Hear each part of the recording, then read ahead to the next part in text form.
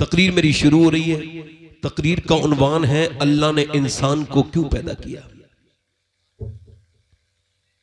यह पहली शुरुआत है कि इंसान जब तक यह समझेगा नहीं कि वो क्यों पैदा किया गया है, तो वो ऐसे ही सोएगा, वैसे ही जागेगा, फिर वैसे ही खाएगा, फिर वैसे ही सो जाएगा, फिर कमाएगा, फिर सो जाएगा।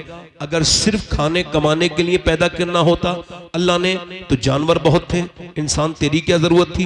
वो खाते भी हैं, वो पीते भी हैं, वो तुझसे ज्यादा सोते भी हैं। इंसान को अल्लाह ने क्यों पैदा किया, जब आप सवाल करेंगे आप, तो इसका जवाब कोई साइंसदान नहीं दे सकता, कोई आपको फिलोसोफर नहीं दे सकता, कोई नासा का प्रोफेसर नहीं दे सकता, कोई दानिश्वर नहीं दे सकता, क्योंकि उन्होंने इंसान को बनाया नहीं, उनको इंसान के बारे में कुछ इल्म नहीं। इंसान का जवाब क्यों पैदा किया गया है। इंसान ने अपनी मोटरसाइकिल तब तक रखी जब तक वो चलती रही। जब तक मोटरसाइकिल ने फासला खत्म करना बंद किया, इंसान ने मोटरसाइकिल फेंक दी। उसके बाद जब कार चलती रही तब तक चलाता रहा। यानी इंसान ये जानता है कि जब तक काम की चीज है मालिक के काम की है, और जब वो काम ना करे तो मालिक के किसी काम की नहीं। ऐसे ही याद रखो, अल्लाह ने इंसान को जो पैदा किया है, जब आप पूछोगे यार अब क्यों पैदा किया, आवाज आई मैंने इंसान को अपनी इबादत के लिए पैदा किया और इम्तिहान के लिए पैदा किया। काय के लिए बोलो, इम्तिहान के लिए। काय के लिए, आजमाइश के लिए। काय के लिए, ई को थोड़ा और कम करें भाई। काय के लिए, आजमाइश के लिए। यानी आप भी आजमाए जा रहे हो, मैं भी आजमाया जा रहा हूं। इमाम मालिक फरमाते हैं इंसान 2 बार पैदा होता है। कितने बार? 1 बार पैदा तो सुना है, 2 बार कैसे? फरमाते एक बार तब पैदा होता है जब मां के पेट से पैदा होता है, एक बार तब पैदा होता है जब वो ये जान ले कि अल्लाह ने उसे क्यों पैदा किया है। एक आदमी के किसी ने गोली मार के फेंक दिया दरिया में, मर गया। डाल दिया किसी ने, लावारिस लाश पड़ी रही दरिया में, फूल के ऊपर आई, सारे निशान मिट गए, चेहरा फूल गया, पेट भर गया, पानी भर गया, सड़ गई लाश। उसका पुलिस ने पकड़ के पोस्टमार्टम किया। पोस्टमार्टम ध्यान से सुनना, पोस्टमार्टम करने के बाद मुसलमान थी लाश, उसका निशानी मुसलमानों वाली मौजूद थी, उसे मुसलमानों के यहां पहुंचा दिया। इमाम साहब से कहा आप गुस्ल दीजिए। इमाम बोले मैं गुस्ल तो दे सकता हूं मगर कफन के पैसे मेरे पास नहीं है। कहा तो चंदा कर लेंगे। मस्जिद में ऐलान किया गया कफन दफन के लिए आप हजरात चंदा दें।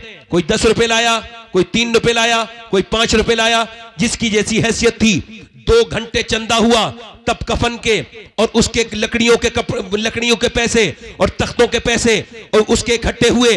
उसके बाद उसको दफन किया।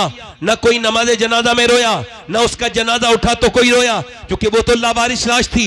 लावारिसों के लिए कौन रोता है, जिसे कोई जानता ही नहीं। जब दफन हुआ, पुलिस ने 3 महीने तफ्तीश की और 3 महीने के बाद बताया कि जिसकी लाश चंदा करके दफन हुई है, जिसके तख्ते चंदा करके आए हैं, ये 100 बीघा जमीन का जोता था। इसके बैंक में 6 करोड़ रुपए थे। इसके पास 20 कारें थी, 20 जिम्मेदार था। मगर जब मौत आई तो क्या पता आपको मौत कब आए, क्या पता मुझे कहां आए। अपने तकब्बुर करने वालों, कोई ऐसा भी हादसा होता है जो इंसान की सारी निशानियां मिटा देता है। किस बात पे तकब्बुर है? जो चौधरी था जिसके बागात 100 बीघे में फैले हुए थे, आज उसकी जब लाश उठी है तो उसको उठाने वाले भी और हैं। उसके कफन का चंदा हुआ। मैं तभी तो कहता हूं इंसान ये समझ ले कि अल्लाह ने तुझको क्यों दुनिया में भेजा था। गुरूर मत कर अपनी जिंदगी पर। तेरे और मेरी तरह न जाने कितने मर गए। इधर एक जगह गोंडा के पास एक जगह पड़ती है गौरा चौकी, मैं वहां जलसे में जा रहा था। एक लड़के का एक्सीडेंट हुआ था। एक्सीडेंट के बाद उसका भेजा रोड पे रह गया था और उसके भेजे को मैंने देखा, उठाया तो उसकी लाश नीचे पड़ी थी। देखो भाई, मोबाइल चलाना बंद कर दो। स्टेज पे भी आप लोगों से गुजारिश कर रहा हूं, मैं थोड़ा सा आपका खादिम हूं, खिदमत करने आया हूं। एक ही बात हो, अब जो जरूरी काम है जलसे का वही तो हो रहा है, ये जलसे का यही तो जरूरी काम है। अब लिहाजा मेरे पास भी मोबाइल है और मैं जब स्टेज मेंबर पे बैठता हूं तो ना किसी का जवाब देता हूं, ना कोई फोन उठाता हूं, ना मैं ये मानता हूं कि हुजूर के जिक्र से बड़ा कुछ नहीं है। मैं मुसलमान हूं और मैं इस वजह से तकरीर नहीं करता हूं इस तरह की कि मुझे आपकी कुछ ही लेनी है। नहीं नहीं, मुझे मदीने जाना है। जब मदीने जाऊंगा तो हुजूर ने अगर मुझसे पूछ लिया, मेरे आका करीम है, अगर ख्वाब में आए मदीने में और पूछ लिया क्यों आया है मेरे मदीने में, फला गांव में गया था, मेरे उम्मती तेरे सामने बैठे थे, तो तूने तो दिल से बात नहीं की थी। हुजूर के लिए कर रहा हूं, सरकार के लिए कर रहा हूं। मैं जब मदीने से वापस आता हूं तो कहता हूं या रसूलल्लाह जा रहा हूं, मगर जब तक रहूंगा मदीने से दूर मदीने का काम करता रहूंगा, आपका काम करूंगा या रसूलल्लाह। उसकी लाश नौजवान की पड़ी है, 22-23 साल का जवान है, कानों में लीड लगी हुई थी, तो चूंकि भेजा पूरा फट चुका था, रोड पर पड़ा था, मैंने भेजा उठाया और उसके बाद थैली में किया और उसके सर के पास रखा। मर चुका था मगर मोबाइल पे गाना चल रहा था, उसके कानों में जो लीड थी वो बाहर निकल गई थी, गाना चल रहा था। जब उसका गाना मैंने देखा, लोगों ने देखा तो गाना बज रहा था। मेरे नबी फरमाते हैं जो जिस हाल में मरेगा उस हाल में उठाया जाएगा। अब मुझे बताओ, जो गंदा गाना सुनता हुआ मर गया, जो अपनी जवानी के नशे में तेज मोटरसाइकिल चलाते हुए मरा, अब वो अगर कयामत के दिन भी गाना सुनता हुआ उठा तो क्या होगा?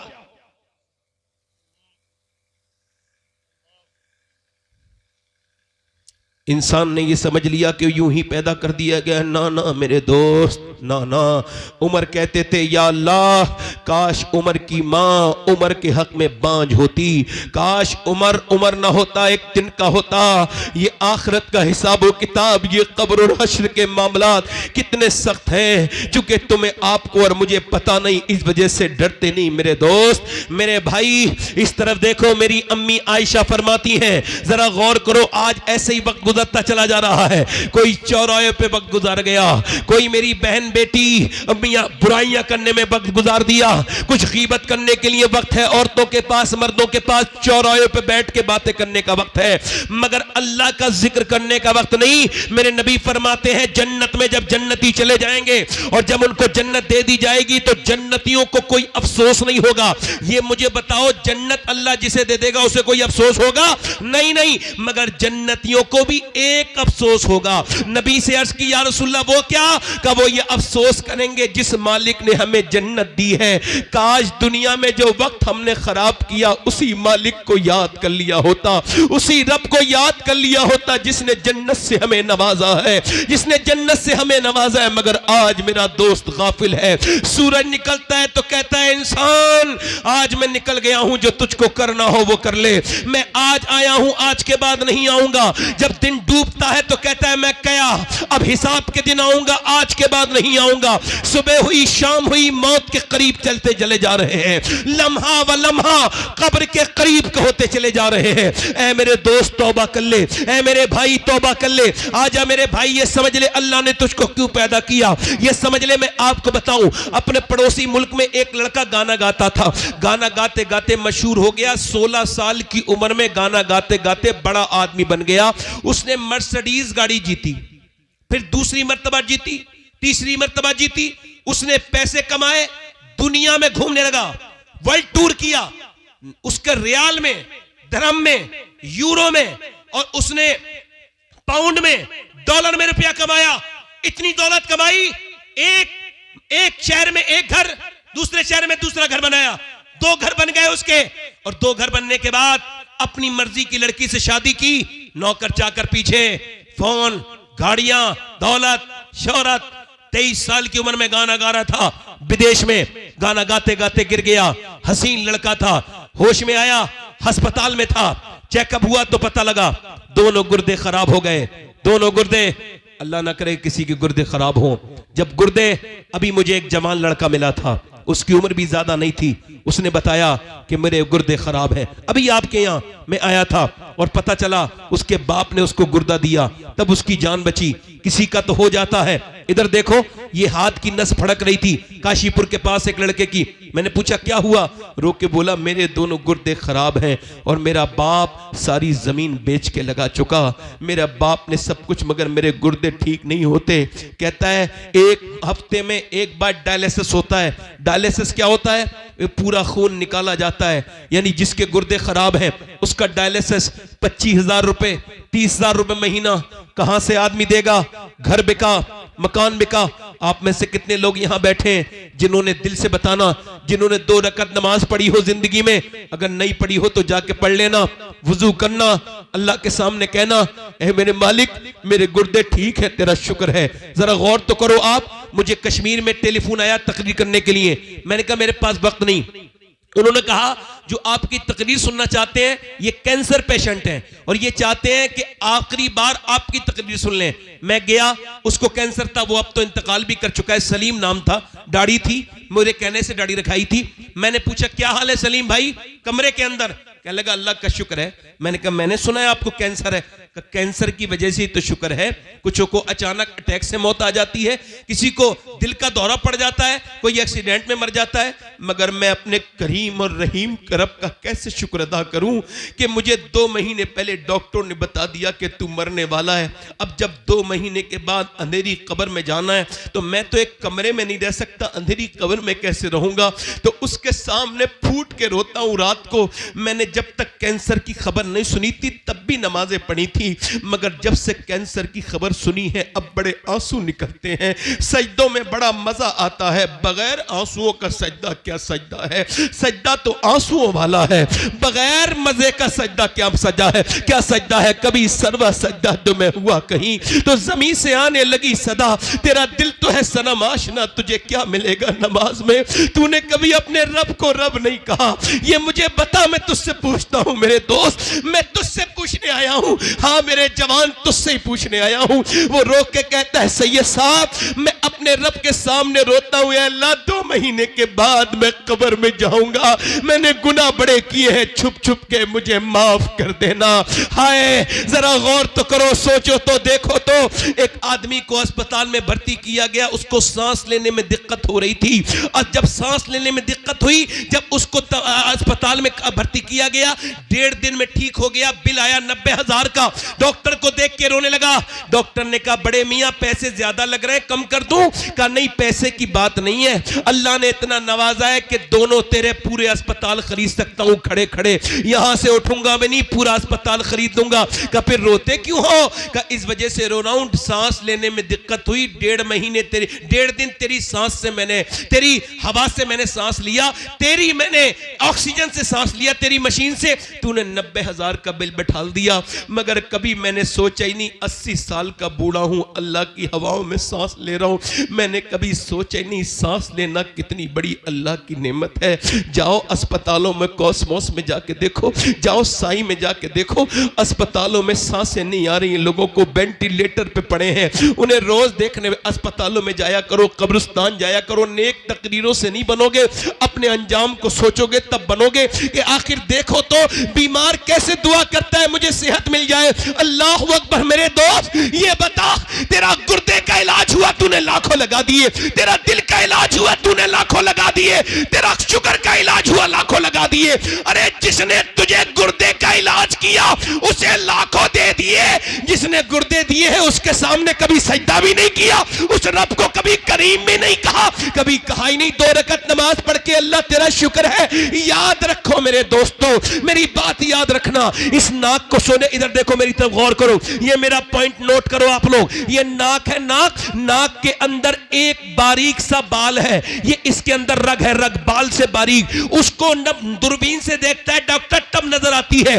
वो MRI के बाद पता चलती है कि ये बंद है या खुली हुई है। और इसका काम क्या है? खुशबू और बदबू। अगर ये खराब हो जाए तो न खाने को सूंघ सकोगे, तो न फूल को सूंघ सकोगे, न कोई खुशबू आएगी न कोई बदबू। तो सुनो, पूरी दुनिया का मेडिकल साइंस मिलकर भी एक ऐसी रग नहीं बना सकता जो अल्लाह ने हर बंदे की नाक में बनाई है। दारे तकबीर, दारे रिसालत, बस लगे आला हजरत औलादे गौसे आजम सैयद शबात हुसैन साहिब क़िबला। सुनो साइंस से हमारा कोई झगड़ा नहीं है। साइंस ये कहता है कि सूरज चांद 1.25 लाख मील दूर है। साइंस कहता है साइंस भी कहता है। साइंस किताबें तहकीक है, इधर देखो कुरान किताबें तखलीक है। इस जमीन आसमान मेरे रब ने बनाई है।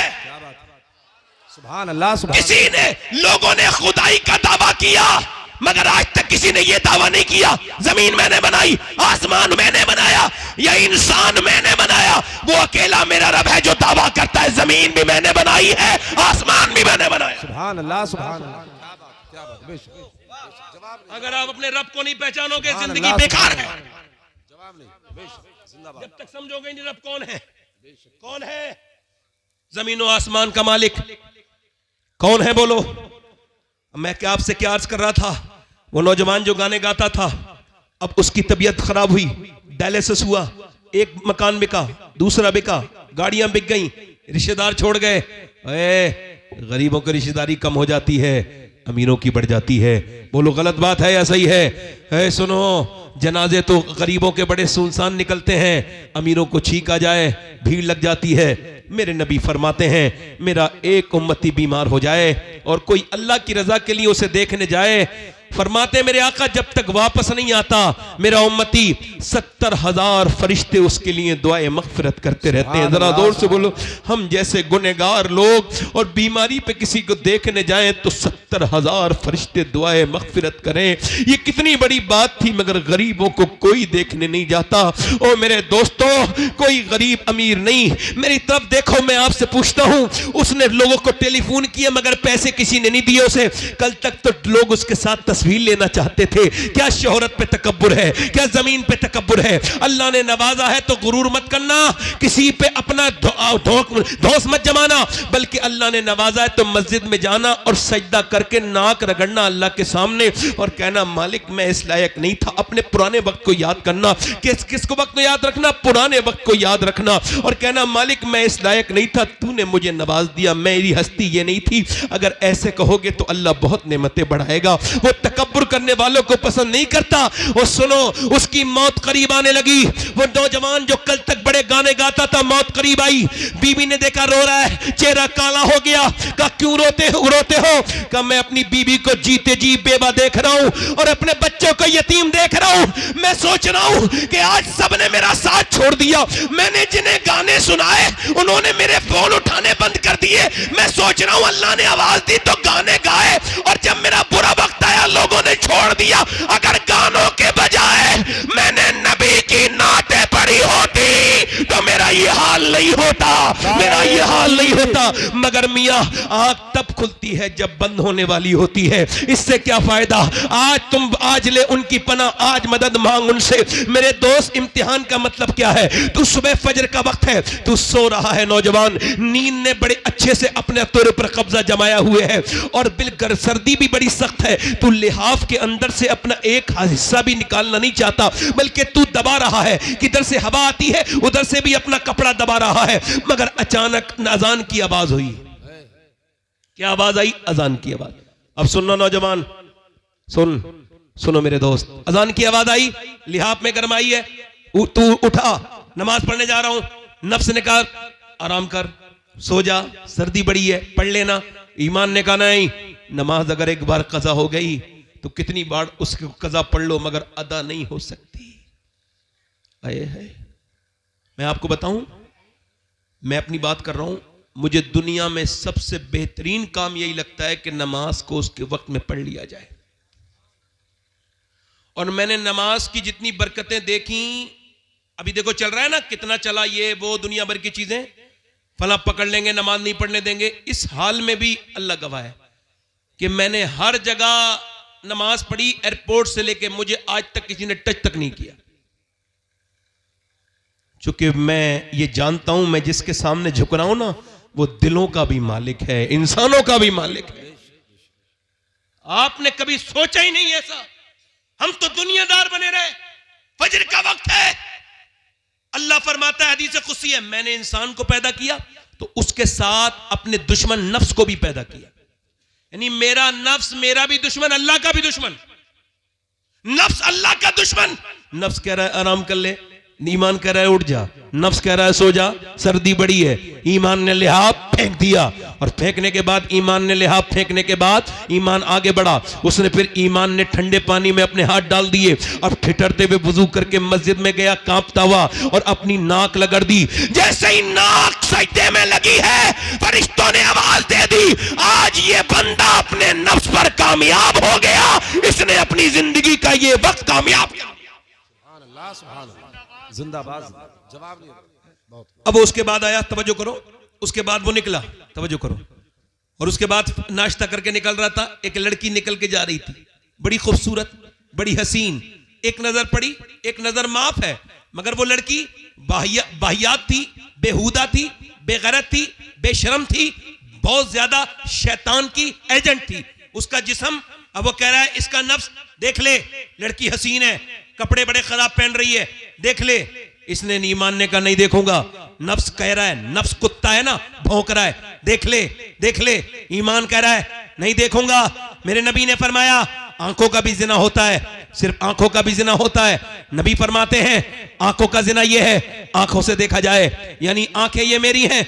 नहीं नहीं मेरे दोस्त, ये मेरा धोखा है, ये आंखें मेरे रब की हैं। ये आंखें कल कयामत के दिन मुझसे अल्लाह से शिकायत करेंगी, ऐ अल्लाह तूने दिया तो काबा देखने के लिए था, दिया तो माँ बाप का चेहरा, मगर इसने गंदी चीजें देखी। मुझे बताओ, अगर ये आंसुओं से न धुली वो गंदी तस्वीरें, वो गंदे वीडियोस जो तुमने अपनी जिंदगी में देखे हैं, अगर वही लेके अल्लाह की बारगाह में गए और वो बोल दिया, आंखों ने बोला कि तू ऐ अल्लाह ये गंदी तस्वीरें देखता था, ये बाहियात चीजें देखता था, मेरे नौजवान उस वक्त क्या होगा? तूने अपनी जवानी को बर्बाद कर दिया। ना मेरे बेटे, ना मेरे छोटे भाई, अपनी जिंदगी को बर्बाद न कर। अल्लाह तेरे सामने हाथ जोड़ता हूं, अपनी जवानी का हिफाजत कर ले, अपनी जवानी की। मेरे दोस्त तेरी आंखों में कुछ नहीं बचा। 10-10 साल के बच्चे बर्बाद हो गए, 12-12 साल के बच्चे गंदी तस्वीरें देख रहे हैं, किसी को कोई फिक्र नहीं है। ओ खुदा के बंदो, अपनी नस्लों को बचा लो, बचा लो खुदा के वास्ते, अपने बच्चों को बचा लो। अल्लाह अकबर। उसने नहीं देखा, नफ्स के तरह लड़की निकल जाएगी, एक बार देख ले, और इसने कहा नहीं देखूंगा। जब वो निकल गई, इसने नीचे को आंखें की तो आंसू गिरे और कहने लगा या इलाही रंग लाए जब मेरी बेबाकियां, उनकी नीची नीची नजरों की हया का साथ हो। ओ मुसलमान, अल्लाह ने तुझे मोबाइल चलाने के लिए पैदा नहीं किया था। तू इंस्टाग्राम पे स्टोरी देख रहा है, फेसबुक पे देख रहा है। जरा इस नौजवानों को मेरी बात बताना तो बताओ तो मेरी बात इन नौजवानों को। ऐसे करके देखता रहा, और देखते देखते तू जब गंदी तस्वीर देख रहा था, जब नीम बरहना लड़कियां अपने जिस्म का जब मुजाहरा कर रही थी और तू उसको देख रहा था, और जब तू उसको देखता था, देखते देखते अचानक तेरी सगी बहन की वीडियो आ गई। अब तू अपनी बहन की वीडियो देख के कांप गया, मेरी बहन यहां गंदी जगह ये वीडियो गंदा बनवा रही है, मुझे तो नहीं पता। कांपता हुआ अपनी अम्मी के पास गया, क्या मेरी बहन गंदी तस्वीर बनाती है? कहा नहीं, वो तो नहीं बनाती। तूने कैमरा चेक किया तो पता लगा चुपके वो भी अपनी वीडियो बनाती थी। तू चुपके देखता था तो तेरी बहन भी चुपके लोगों को अपना जिस्म दिखा रही थी, अपने फॉलोवर बढ़ाने के लिए। ना मेरे दोस्त, ना मेरे भाई, वापस आ जा, ये गंदगी न कर। अल्लाह ने तुझे यूट्यूब इंस्टाग्राम के लिए नहीं, चौराहे पे बैठने के लिए नहीं, बल्कि तेरी जवानी तो इस वजह से है कि अल्लाह के प्यारे रसूल के गुलामों, तेरी जवानी तो इस वजह से है कि तू जवानी अपनी कामयाब करके जाए। तेरी जवानी औरतों के पीछे भागने के लिए नहीं है, तेरी जवानी बिया दुनिया के कामों के लिए नहीं है, बल्कि बरेली से मेरे ताज शरिया की आवाज आ रही है। जिंदगी ये नहीं है सभी के लिए, जिंदगी है नबी की, नबी के लिए। ना समझ मरते हैं जिंदगी के लिए, जीना मरना है सब कुछ नबी के लिए। ये तो मियां पोते ने 100 साल बाद कहा, 100 साल पहले दादा ने इससे बड़ी बात कही थी। पोते ने कहा था जिंदगी है नबी की, नबी के लिए। दादा बोले जमीनो जमा तुम्हारे लिए, मकीनो मका तुम्हारे लिए, चुनीनो चुना तुम्हारे लिए, बने दो जहां तुम्हारे लिए, हम आए यहां तुम्हारे लिए, उठे भी वहां तुम्हारे। नारे तकबीर, नारे रिसालत, मसलके आला हजरत सैयद शबात मियां साहिब क़िबला, औलादे गौसे आज़म, औलादे गौसे आज़म, सरज़मीन अदलपुर, इस्लाहे मुआशरा कॉन्फ्रेंस। नारे तकबीर, नारे रिसालत, दिखला जिंदगी क्यों दी गई है? जिंदगी क्यों दी गई है? जिंदगी है नबी की है? जिंदगी है नबी की, जिंदगी है नबी की। मेरे नौजवान, मेरे भाई, आजा, वापस आजा। तेरी जवानी औरतों के पीछे भागने के लिए नहीं, नहीं। तेरी जवानी नहीं किसी लड़की पे नजर डालने के लिए नहीं, तेरी जवानी तो मेरे हुजूर के लिए है। इश्क उससे कर। इधर देखो, एक आदमी, तवज्जो करना, इधर देखो भाई, तवज्जो। दिल लग रहा है नहीं लग रहा है? जिन लोगों का दिल लग रहा हो दोनों हाथ उठा के बोलो सुभान अल्लाह। एक ताबई बुजुर्ग है, उनका नाम है हारून बिन उस्मान। क्या नाम है बोलो? इधर देखो, हारून। अरे ये शागिर्द किसके? अनस इब्न मालिक। अनस इब्न मालिक का मज़ार बसरा के करीब। और अनस इब्न मालिक कौन? हुजूर की 10 साल नौकरी करने वाले। भाई नौजवान, वापस आओगे? अच्छा ठीक है। आप अच्छा मुझे देखो, मैं क्यों देखता हूं लोगों को? मैं सबका भला चाहता हूं। और मुझे क्या पड़ी है बोलो? मैं जो देखता हूं लोगों को, सुने सब। ये बताओ, सुनाना कौन चाहता है? जो कुछ समझाना चाहता है वही तो सुनाना चाहता है भाई। अब तवज्जो करो। अब वो कह रहे हैं साहब लड़कियां बिगड़ गई, लड़के बिगड़ गए। ना ना ना भाई, लड़की लड़के बाद में बिगड़ते हैं, पहले अम्मी अब्बा बिगड़े हैं भाई।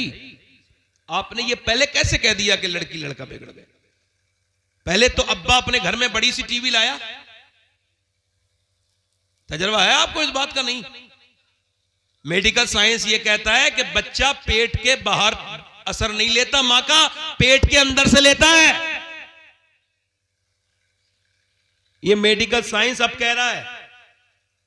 अभी 20-25 साल पहले या 50 साल पहले उन्होंने ये बात डिक्लेयर की है कि मां के सोने का असर भी बच्चे पे होता है, मां के खाने का असर भी होता है। तवज्जो करो, मां के खाने का असर सुनो, मां के खाने का असर, मां के पीने का असर, मां के सोने का असर, मां के रोने का असर। मां कमजोर, बच्चा कमजोर।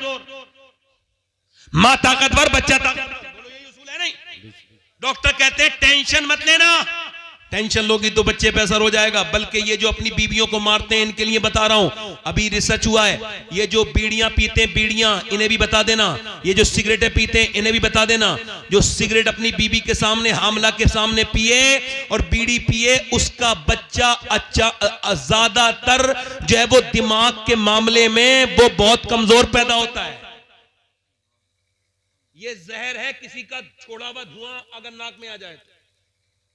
वैसे मर्जी आपकी है, मेडिकल साइंस है। एक साहब कह रहे गुटखे खाने से कुछ नहीं होता। अब जब उनका कैंसर हुआ तो किसी ने पूछा क्या हुआ? बोले यार मेरा बड़ा देर में आग लगी। एक दो गुटखा खाने से थोड़ी हो जाएगा, हल्के हल्के होगा ना भाई। एक दो गुटखा खाने से, एक दो सिगरेट पीने से होगा? ये पूरे पूरे जबड़े कटे हुए लोगों के मुंह इतने से खुलते हैं, पूरी जिंदगी रोटी नहीं चबा सकते वो। अगर बच भी गए तो लिक्विड ही पिएंगे और अपनी जानों को हलाक कर रहे हैं मेरे दोस्त। अपने लिए नहीं तो अपनी बच्ची के लिए, अपनी बीबी के लिए, अपने बच्चों के लिए। आपको पता है, ये एक अस्पताल में मैं गया कैंसर मरीज को देखने, तो कैंसर के मरीज ऐसे करके ढके हुए, ऐसे। अब जब ऐसे करके ढके हुए थे, समझ रहे हो? अब उन्होंने ऐसे करके खोला डॉक्टर के पास जाने से पहले, तो डॉक्टर के वो आया कंपाउंडर, उसने कहा खोलो, खोला तो उसने स्प्रे मारा। स्प्रे से उसके कीड़े झड़ने लगे नीचे को। जो कीड़े थे छोटे छोटे नीचे को गिरे, उसने दिखाया नीचे कीड़े गिर रहे थे। और उसके बाद उसने उसके अंदर खुशबू मारी, स्प्रे मारा खुशबू का। अब डॉक्टर देखेगा, ये जो डॉक्टर है ना कैंसर देखने वाला, इसे तेरी जिस्म की बदबू पसंद नहीं। तूने जरा से शौक में ये क्या कर बैठा मेरे जवान? तेरे नबी ने तो ये कहा था कि तू वुजू करे तो 3 बार कुल्ली करना। इस्लाम ने तो ये कहा था कि जब तू सोए तो मिसवाक करके सोना, और जब उठे तो पहला काम मिसवाक करके।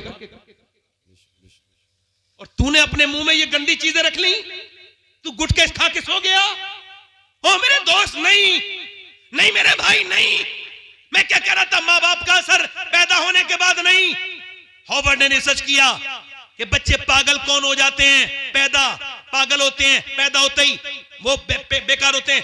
उन्होंने कहा ये वो बच्चे हैं जब अपनी मां के पेट में थे, इनके बाप ने इनको मारा, जब मारा तो पेट के बच्चे पे असर हुआ, वो पागल पैदा हुआ। इसका मतलब ये है कि जब और डॉक्टर के पास जाती है औरत और डॉक्टर कहता है तुम अगर चाहती हो बच्चा ताकतवर पैदा हो तो ऐसा करना कि तुम ऐसा करना, ज्यादा आयरन की चीजें खाना, जैसे बादाम खाओगी आयरन है, जैसे आप खाओगी सेब खाओगी आयरन है उसके अंदर। अगर आप ये चाहती हो कि आपका बच्चा ज्यादा विटामिन सी लेके पैदा हो तो उसके लिए आप लीमू को चूसना, लीमू पीना और संतरा खाना।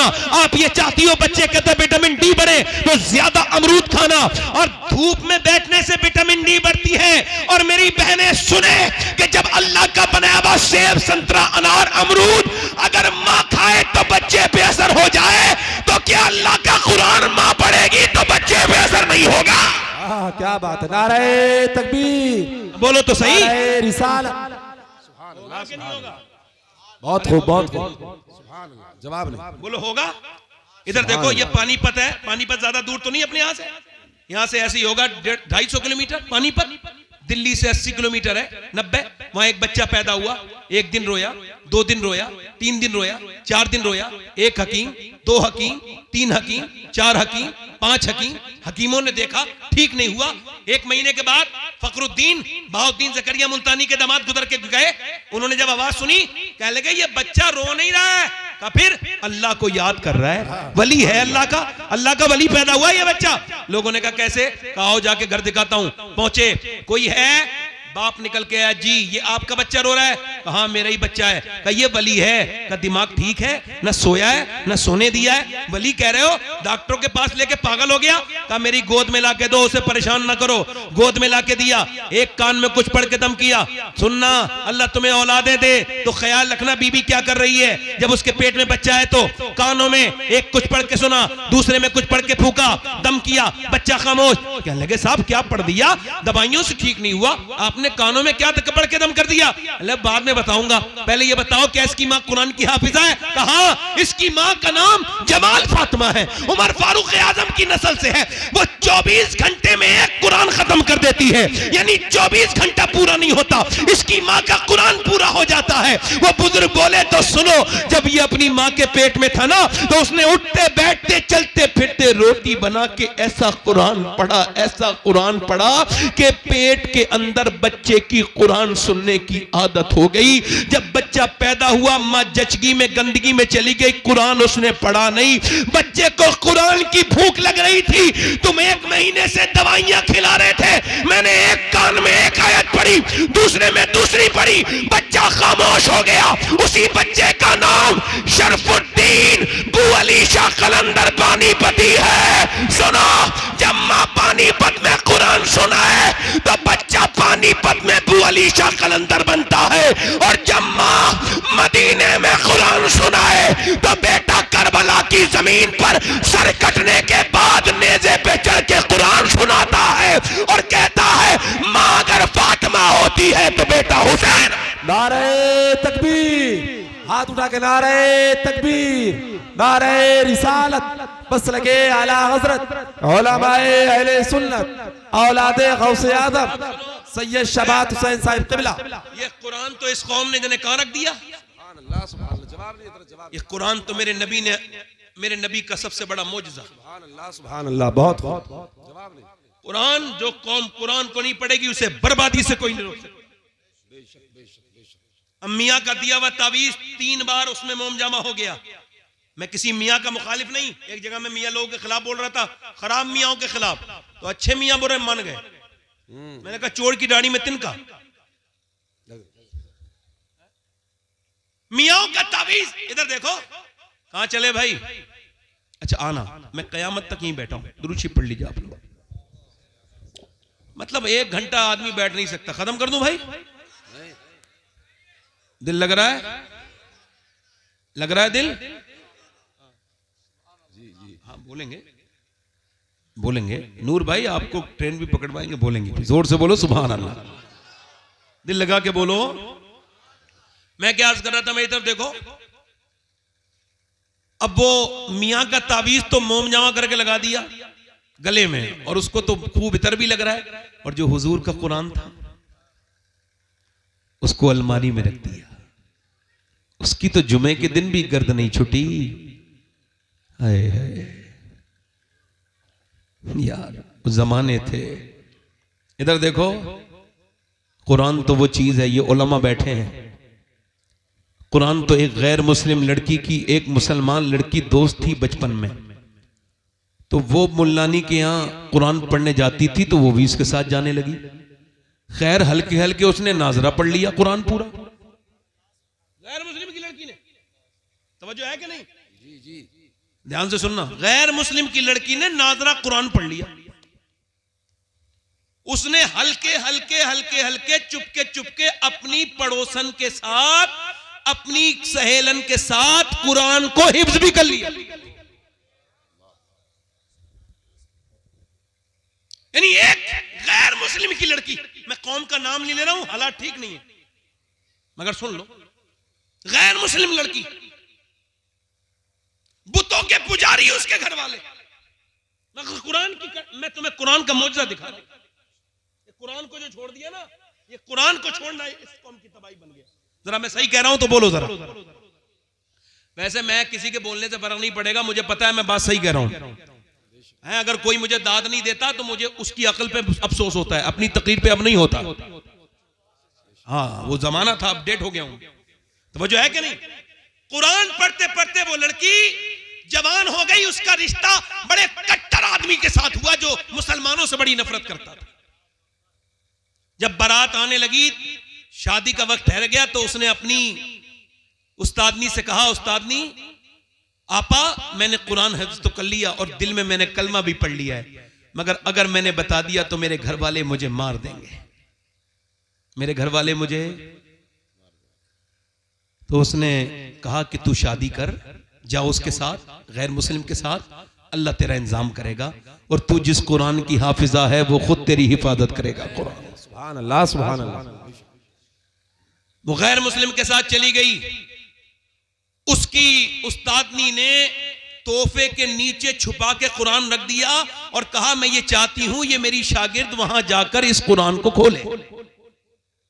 अब वो कुरान जब वो नौकरी पे चला जाता तो वो कुरान पढ़ती और दुआ करती, अल्लाह मेरे शौहर को भी ईमान की तौफीक दे दे। मगर वो था बड़ा कट्टर, मुसलमानों से नफरत करने वाला, बड़ी नफरत करता था। मगर अल्लाह के इंतजाम, उसको एक दिन घर आया, बीवी के सामने रोने लगा। बीवी ने कहा क्या हुआ? कहने लगे कई दिन से तबीयत खराब थी, अस्पताल में चेकअप करके आया हूं तो डॉक्टर ने कहा कैंसर आखिरी स्टेज में है, अब तुम बचोगे नहीं। कहता है एक तो तुम इतनी खूबसूरत, इतनी मेरी भरोसेमंद, इतनी खिदमत करती हो और मेरे बच्चा छोटा सा, बस मौत की वजह से डर रहा हूं। आगे बढ़ के बोली, सुनो मुझसे एक वादा करो, अगर तुम ठीक हो जाओ, मेरे पास इलाज है, तो जो मैं कहूंगी वो मान लोगे? उसने कहा बिल्कुल मान लूंगा, अगर मैं ठीक हो जाऊंगा। कहा बिल्कुल, तेरे पास कोई दवा का है? मेरे पास दवा। वो लेके आई पानी गिलास में और उसने अपनी उस्तादनी को देखा था, अपनी पढ़ाने वाली अपनी जो है वो आपा को देखा था। उसने जो है ना उसमें सूरह फातिहा पढ़ के दम करना शुरू कर दिया। वो जब बीमार कोई आता था तो वो पढ़ती थी, वो दम करके पिलाती रही। तबीयत अल्लाह के फजल से ये हुई कि 3 महीने के बाद बोली अब चेकअप करा के आओ। चेकअप करा के आया तो उसने कहा ऐसा लगता है कि तुझे कभी कैंसर था ही नहीं, तेरे अंदर कभी कैंसर था ही नहीं। वापस आके खुश था, रिपोर्ट देख के फूले। अरे जिसकी जिंदगी बच गई हो बोलो, उससे बड़ी खुशी क्या होगी? बोला मेरी बेगम ये बताओ कि तुमने ये क्या पढ़ पढ़ के सुनाया था? कि तुम जिस इस्लाम से नफरत करते हो ये उसी का कुरान मैंने पढ़ के सुनाया था, उसी रब का कुरान। अब तुमने मुझसे वादा किया था कि तुम कलमा पढ़ोगे। वो आगे बढ़ के बोला बिल्कुल, मैं बिल्कुल जिसे मैं नहीं मानता हूं उसकी किताब ने मुझे बचा दिया। जब मैं मानने लगूंगा तो फिर हाल क्या होगा? कलमा पढ़ के मुसलमान हो गया, फिर वो मुसलमान, उसका खानदान मुसलमान। कुरान अगर मां पढ़े तो पूरी खानदान को फायदा है। सुभान अल्लाह, सुभान अल्लाह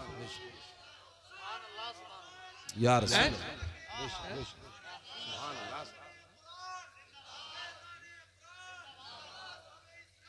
जिंदाबाद, जवाब नहीं हजरत।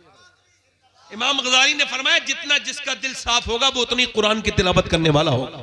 बेशक बेशक, सुभान अल्लाह। अब कुरान तो इधर देखो, तवज्जो करो। लड़की बिगड़ गई, लड़का ना ना ना, लड़की तो ठीक ठाक थी, लड़की को बिगाड़ा किसने? इन्होंने कहा करबला के ऊपर बयान करो, तो लो करबला के ऊपर सुन लो।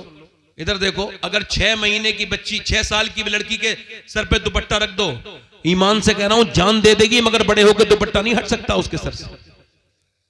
लड़की बिगड़ी नहीं, लड़की बिगाड़ी। लड़की बिगड़ी नहीं, लड़की बिगाड़ी। अरे लड़कियां तो जनाजे की रौनक है। अरे जिस घर में लड़कियां नहीं, उसमें तो मौत हो जाए तो पता ही नहीं चलता मौत हुई है नहीं हुई है। बाप का जनाजा रखा है, इधर देखो, बाप का जनाजा रखा है और सब माल बांट रहे हैं, मगर लड़कियों को भी लड़ते नहीं देखा होगा। मगर लड़की तो फूल थी, मगर उसको बिगाड़ा किसने? बड़ी यार आपके यहां डिस्टरबेंस है। हमारे इलाके में लोग बड़ा समझते नहीं, अहमियत नहीं समझते। आपको खबर नहीं है मैं किस नहज पे बात कर रहा हूं, थोड़ा समझ लिया करो। मैं आपका गुलाम हूं। गुलाम वो होता है जो सुनाना चाहे, आका वो होता है जो सुनना ही ना चाहे।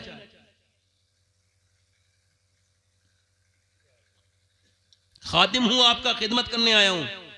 खादिम वो होता है जो पानी गिलास में लेके खड़ा हो, और आका वो होता है जो पीना ही ना चाहे। मैं सुनाना चाह रहा हूं, उधर लोग इधर उधर बात कर रहे हैं। सुन लो भाई, हो सकता है मेरा आखिरी तकरीर हो, ये हो सकता है मैं कल की तकरीर ना कर पाऊं, कोई हादसा हो जाए, मर जाऊं, तो ऐसा भी हो सकता है। आप में से भी कोई आदमी ऐसा बैठा हो जो आज ही आज है, कल को अल्लाह ना करे वो दुनिया से चला जाए, तो कम से कम कुछ दिल में बात तो लेके जाए ना यार। सुनो बात, लड़कियां घर की जीनत है, रौनक है। हुआ क्या, वो घर में टीवी आया और वहीं से शुरू हो गई वो बुराई। अब 10 साल की हुई है लड़की, गंदी तस्वीर देख रही है अब्बा के साथ, अम्मी के साथ। घर में फिल्म चल रही है, अब्बा भी वहीं बैठा है बेगैरत, माँ भी वहीं बैठी, पूरा का पूरा खानदान बर्बाद है। ये वो माँ बड़ी दिल की कमजोर है, हीरो हीरोइन जब नहीं मिल रहे ना तो अम्मी रो देती है बेचारी, दिल की बड़ी कमजोर है। और जैसे हीरो हीरोइन मिले, अम्मी खुश हो गई और अब्बा भी खुश हो गए। यही ड्रामा 10 साल देखा, उसके जज्बात बर्बाद कर दिए इन जालिमों ने। और जब उसने देखा मैं जवान हो गई, ये शादी नहीं कर रहे, वो भागी। अरे भागो तो अब्बा खुश हो जाते हैं, अम्मी भी। जब वो भागी तो अम्मी बोली हाय मेरी नाक कट गई, मैं मुंह दिखाने के लायक नहीं रही। अरे अभी तो दुनिया में दिखाने के लायक नहीं, तू आखिरत में भी मुंह दिखाने के लायक नहीं। बेहुदा, तू जितने टीवी के सामने रोई है ना, अगर इतना अपना अल्लाह के सामने रोई होती तो तेरी बेटी भागती नहीं, बल्कि तेरी सर फख्र से बुलंद कर देती, तेरा नाम ऊंचा कर देती। बेशक बेशक, सुभान अल्लाह। नाम ऊंचा। गैर मुस्लिम खुश हो रहे हैं, इधर देखो, ये भी मेरी बात जरा नोट कर लें आप लोग। गैर मुस्लिम खुश हो रहे हैं, हमने मुसलमान लड़कियां कन्वर्ट कर ली, उनका इस्लाम छीन लिया, मुसलमान को हिंदू बना दिया, और तुम्हारी औकात ही नहीं है किसी सच्ची मुसलमान औरत का ईमान छीन लो। तुम तो किसी कॉलेज में पढ़ने वाली वाहियात किस्म की बेहुदा, किसी बेगैरत माँ की लड़की को तुमने छीना होगा, वरना जिसे इस्लाम मिल जाए वो जान तो दे सकती है मगर ईमान नहीं दे सकती।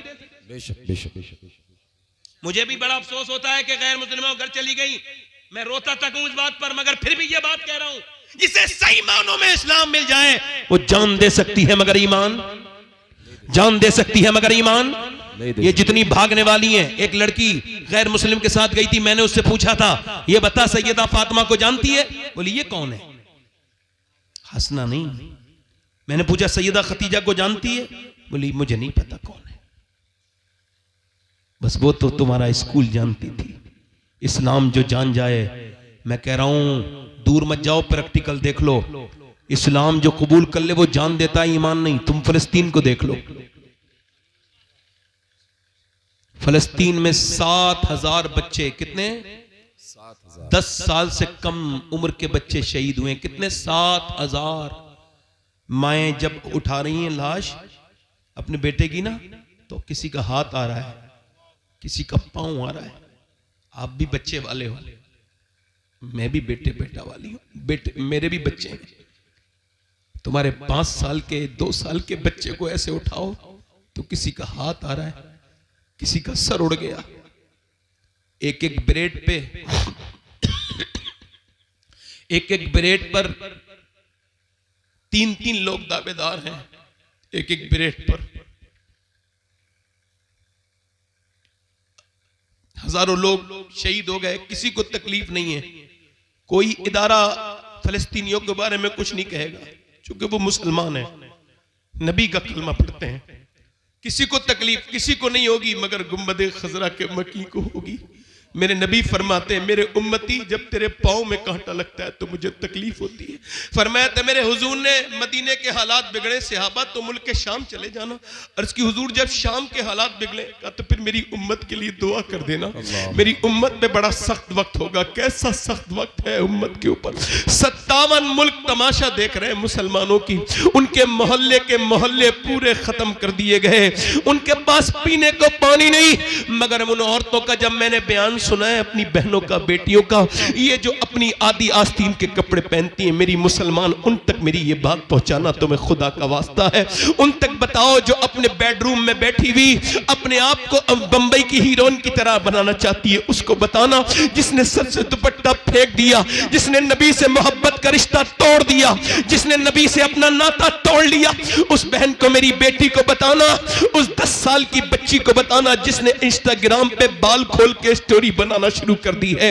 उस 15 साल की, 20 साल की लड़कियों से मेरी बात ये उन तक पहुंचाना, मेरी बेटियों तक उन तक पहुंचाना जिन्होंने इंस्टाग्राम पे अपने जिस्मों को फेसबुक पर दिखाना शुरू कर दिया कि फलस्तीन की लड़कियां ये कह रही हैं, फलस्तीन की लड़कियां ये कह रही हैं कि हम रात को सोते हैं तो बुर्का ओढ़ के सोते हैं। फलस्तीन की औरतें कह रही हैं हम रात को सोते हैं तो बुर्का का, सोने वक्त को कोई बुर्का नहीं ओढ़ता। क्यों ओढ़ती हो?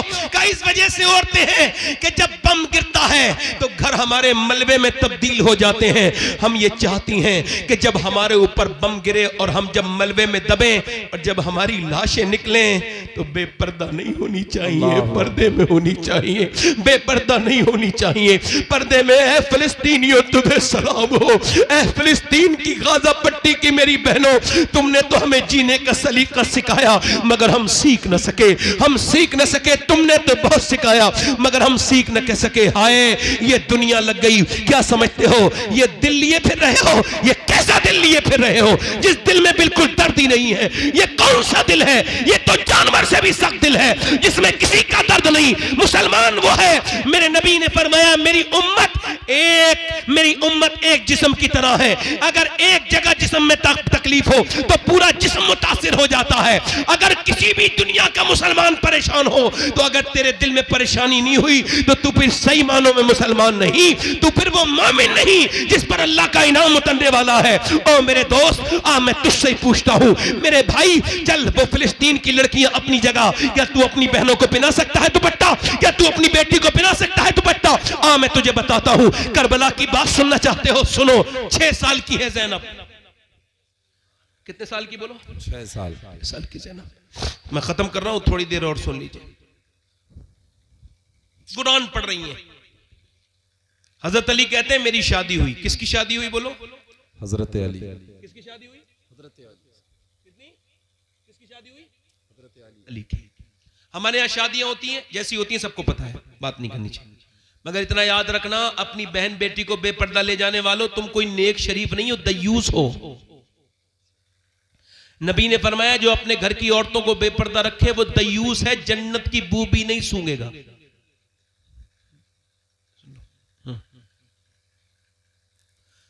हजरत अली कहते हैं मेरी शादी होकर मेरी फातिमा मेरे घर में आई, मेरी बीबी, तो मैंने उन्हें देखते ही रोना शुरू कर दिया। तो वो बोली क्या आपको शादी पसंद नहीं जो रो रहे हैं? मैं आगे बढ़ा, उन्होंने मेरा हाथ पकड़ा, क्यों रोते हैं? तो वो बोली क्यों रोते हैं? तो मैंने कहा कैसी भी लड़की हो, कितनी भी गरीब, उसके दिल की ख्वाहिश होती है जब दुल्हन बने तो एक जोड़ी कपड़े पहन ले। मैं देख रहा हूं फातिमा, आप जिस कपड़े में दुल्हन बन के आई हैं उसमें 17 पैमद लगे हुए हैं और आपको कोई अफसोस नहीं, आपको कोई तकलीफ नहीं। तो सैयदा फातिमा ने सर उठाया और कहा मेरे सरताज आप गम न करें। मेरे अब्बा फरमाते मेरी बेटी फातिमा, अल्लाह कपड़ों से राजी नहीं होता, अल्लाह तो सजदों से राजी होता है। कैसे राजी होता है बोलो? सजदों से। काश के मुसल्ले बिछ गए होते, काश के नमाजें पढ़ ली होती, काश के तब्दीलियां आ गई होती। मेरे दोस्त मेरी तरफ देख, करबला का मैदान है, सैयदा कायनात की बेटी ज़ैनब है। कौन है बोलो? ज़ैनब। इधर पूरा घर पड़ा हुआ है, बच्चा काट दिया गया है। अली के घर के नबी के विसाल को अभी 50 साल ठीक से नहीं हुए कि पूरी हुजूर की नस्ल का कत्ल कर दी गई। छोटे छोटे बच्चे, इमाम हुसैन, उनके सारे साथी, करबला का मैदान। ज़ैनब सैयदा हैं, निकल के जा रही हैं तो किसी ने आपकी चादर पे हाथ डाला, चादर खींच ली। चादर जब खींची तो बालों से सर ढक लिया। क्या करबला सुनोगे? बालों से सर ढक के मदीने की तरफ को मुंह देख के कहा, है मेरे नाना, मैं वही ज़ैनब हूं कि जब आप दुनिया से तशरीफ लेके जा रहे थे तो आपने मुझे सीने लगाया था और कहा था मेरी ज़ैनब बिल्कुल अपनी नानी खदीजा से मिलती हैं। ए नाना, मैं वही ज़ैनब हूं जिससे आप बहुत प्यार करते थे। आज मैंने वादा किया था अम्मी से, मेरा सर कभी नंगा नहीं होगा, मगर मेरे भाई शहीद हुआ हुसैन, मेरा सर नंगा नहीं हुआ। मेरे भाई की, मेरे भतीजों की लाश पर घोड़े दौड़े, मेरे सर से दुपट्टा नहीं गया, मगर अब जालिम ने मेरा दुपट्टा खींच लिया। मेरे पास दुपट्टा नहीं है, मैंने बालों से चेहरा ढक लिया है। मेरे नाना नाराज ना होना अपनी बेटी से, अपनी नवाजी से नाराज ना होना। लो दुपट्टा छिन गया तो बालों से सर ढक गया, चेहरा ढक गया। ओ मेरी बहन, मेरी बेटी, ये तेरी दुनिया। ओ मेरे दोस्त, जरा अपनी बेटियों की खबर ले, अपनी बहनों की खबर ले। जरा देख तो उधर जनाजे पड़े थे करबला की बीबियों के, शोहरों के, और वो सजदों में अल्लाह के सामने। इमाम ज़ैनुल आबिदीन फरमाते, मेरी फूफी ने करबला से लेके दमिश्क से लेके मदीने तक का सफर किया, मगर मेरी फूफी ने कभी, मेरी फूफी की नमाज तहज्जुद भी कज़ा नहीं हुई। मेरी फूफी जब वो ऊंट नहीं रोकते थे तो ऊंट के ऊपर ही नमाज अदा कर लेती थी। बस मसला वही आता है, तरजीह अव्वल अल्लाह को बनाना होगा, उसी को बनाना होगा। मैंने दोस्तों, कब तक तौबा नहीं करोगे? बोलो कौन सा दिन आएगा जो तौबा करोगे? बोलो कौन सा दिन आएगा? मैंने अपने बाप को अपने सामने दफन होते देख लिया, मैंने अपने ताया को अपने सामने दफन होते देख लिया। मेरा बेटा कब्र में चला गया। मैं पूछता हूं, तुमने अपने रिश्तेदारों को दफना दिया, और भी कोई निशानी चाहिए मौत के ऊपर? नहीं नहीं, मेरे नबी फरमाते हैं, मेरे आका फरमाते हैं कि जब रूह निकाली जाती है मैयत की, मरने वाले की, तो वो उसके गले की ताकत छीन ली जाती है, वरना वो इतनी जोर से चीखे कि उसके चीखने से लोग अपने बच्चे छोड़ दें, अपना घर बार छोड़ दें, अपनी दुनिया छोड़ दें। उसकी चीख ऐसे निकले, अल्लाह अकबर, कैसा पुरदर्द है मौत। मौत कितनी सख्त है मौत। कभी आपने सोचा मौत कितनी सख्त है? मेरी बेटियों, मेरी बहनों, तुमको तो बड़ा अंदाजा होगा, जब उंगली जलती है तो कितना दर्द होता है। क्यों? क्योंकि जब आग पहुंचती है तो रूह भाग जाती है, रूह जहां से हटती है वहां दर्द होता है।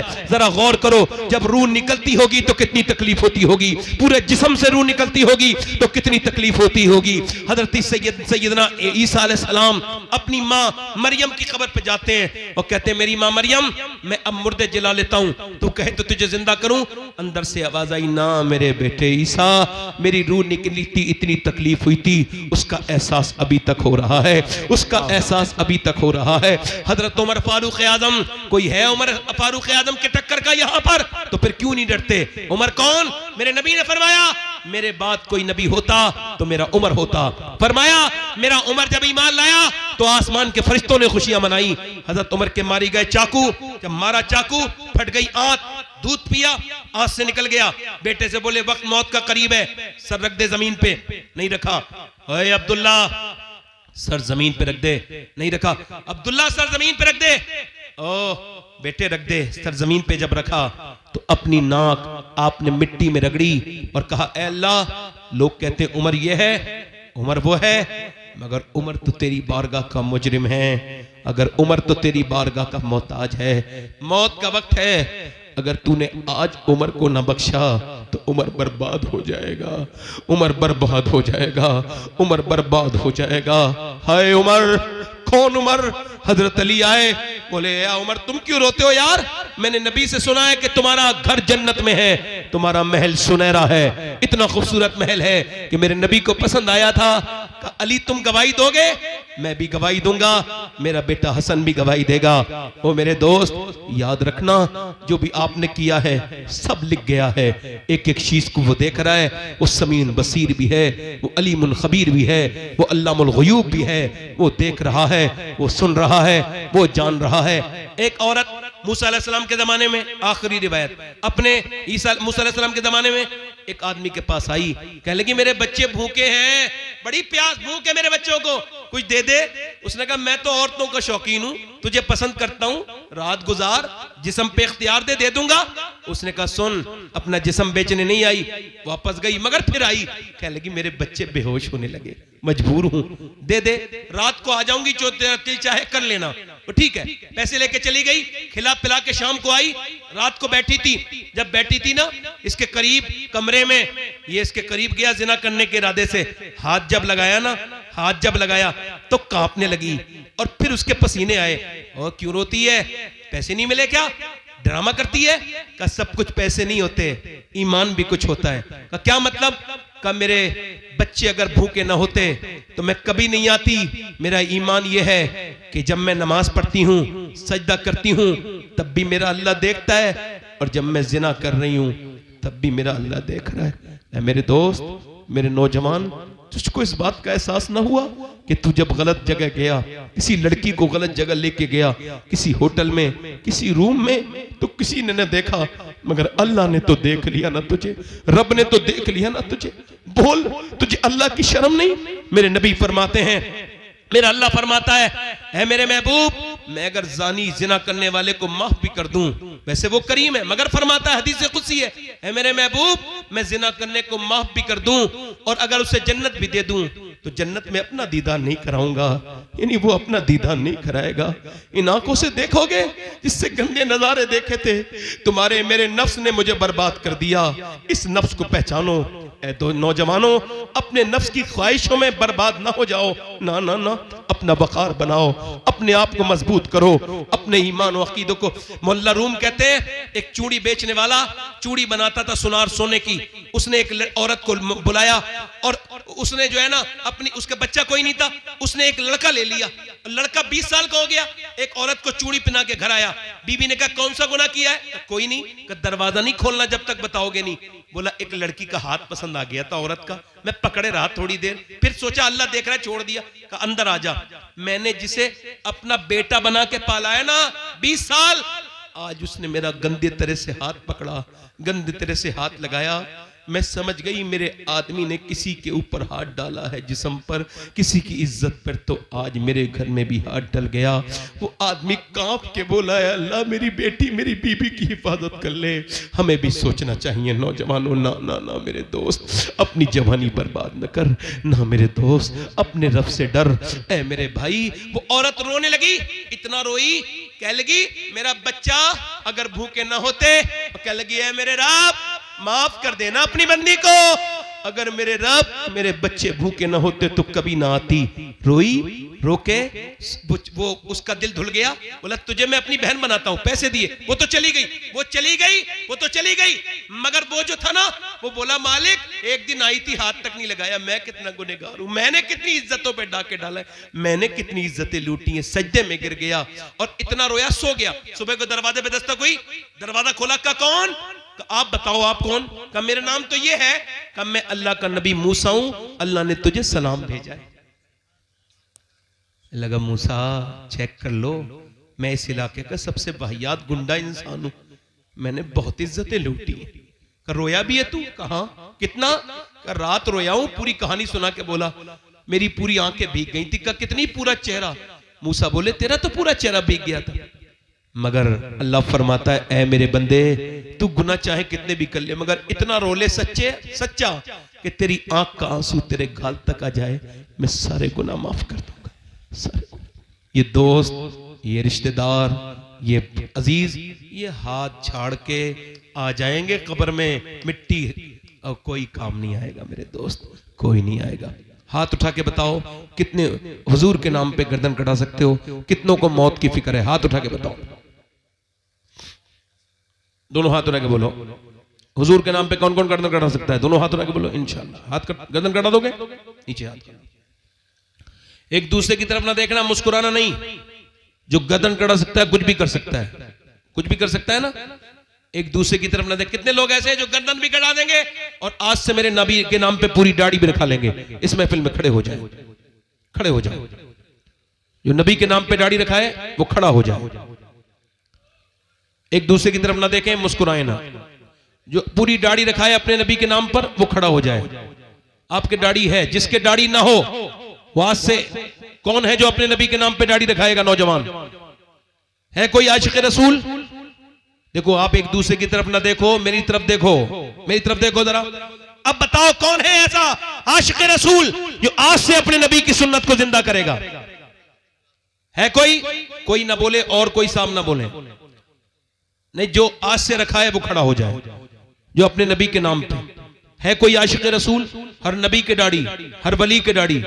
हाँ याद रखो, दाढ़ी सुन्नत है। सुन्नत से चेहरे में बरकत होती है। दाढ़ी मुड़ाने वाला खूबसूरत नहीं है, दाढ़ी रखाने वाला खूबसूरत है।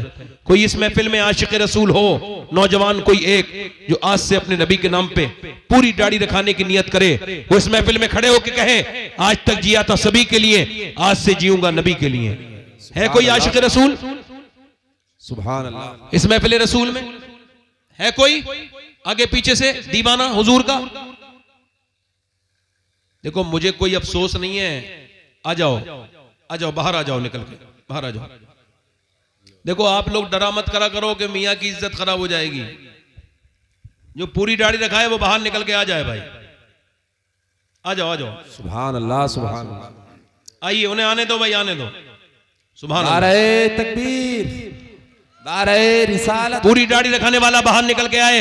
और कोई आशिक रसूल है? कब्र में पहुंचोगे, ये जिनके लिए दाढ़ी मुड़ा रहे उधर देखो, ये सब कब्र के बाहर रहेंगे। वही नबी कब्र में तशरीफ लाएंगे जिनकी सुन्नत है ये दाढ़ी। सुभान अल्लाह, सुभान अल्लाह। आ जाओ मेरे भाई, अल्लाह ताला आपको पर फजल करे। आ जाओ, आ जाओ,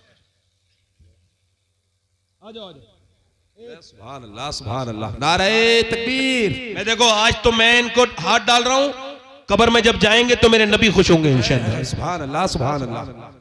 आ जाओ, दो आशिक रसूल हो गए।